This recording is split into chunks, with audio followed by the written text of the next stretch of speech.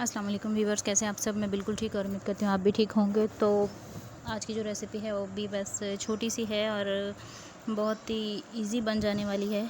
तो आज का जो हम सालन बनाएंगे बीफ का यानी बड़े गोश्त का, तो वो हम बिल्कुल विलेज स्टाइल में बनाएंगे, तो ताकि वो भी ना मैं बना लूँ। तो मैंने गोश्त जो है वो पहले बॉयल होने के लिए रख दिया था। उसके बाद मैंने प्याज, टमाटर और हरी मिर्ची जो है ना काट के मैंने पानी में ही डाल दी थी। इसमें मैंने बाकी अभी और गर्मी में ना बिल्कुल बस यही 2-3 चीज़ें जो हैं ये बनाने को ना दिल नहीं करता। और इसको मैंने एक उबाल आने दिया। फिर मैंने ऐसा किया कि एक उबाल आने के बाद कलेजी मसाले बनानी थी वैसे मैंने हल्दी, नमक थी, थोड़ी मिर्चें, फिर मैंने उसके साथ सूखा धनिया और थोड़ा सा वगैरह डाला। जो गोश्त होता है तो ये सब कुछ जो है आप अपने टेस्ट के अकॉर्डिंग डाल सकते हैं।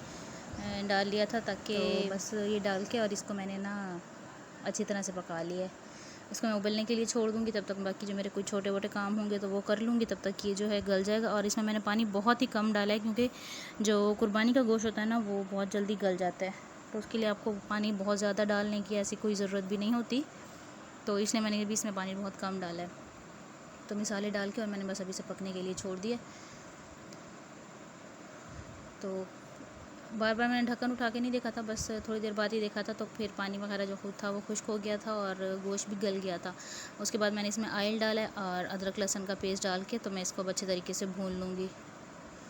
तो अगर आप लोग मेरे चैनल पे न्यू हैं तो जल्दी से चैनल को सब्सक्राइब कर लें, वीडियो को लाइक एंड शेयर कर लें, बेल आइकन को प्रेस कर लें ताकि मेरी आने वाली हर एक नई वीडियो पहले आप लोगों को मिला करे। देखें, इसको मैं अच्छे तरीके से भून लूँगी ताकि इसमें मसाला भी अच्छे तरीके से मैश हो जाए। तो बस इसे अच्छे तरीके से भून लिया। अगर ज़रूरत हो तो आप थोड़ा थोड़ा सा पानी डाल के भी भून सकती हैं, वरना ऐसे भी भून लें तो भी भून जाएगा।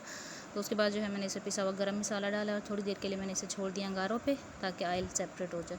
तो ये थी हमारी आज की एक छोटी सी रेसिपी। तो इस रेसिपी से अगर आप लोग गोश्त बनाएं या कलेजी बनाएं तो बहुत ही जल्दी बन जाएगी। तो आप लोग रेसिपी को ज़रूर ट्राई कीजिएगा और वीडियो को लाइक एंड शेयर भी कीजिएगा। मिलते हैं अगली वीडियो में, तब तक के लिए अल्लाह हाफिज़।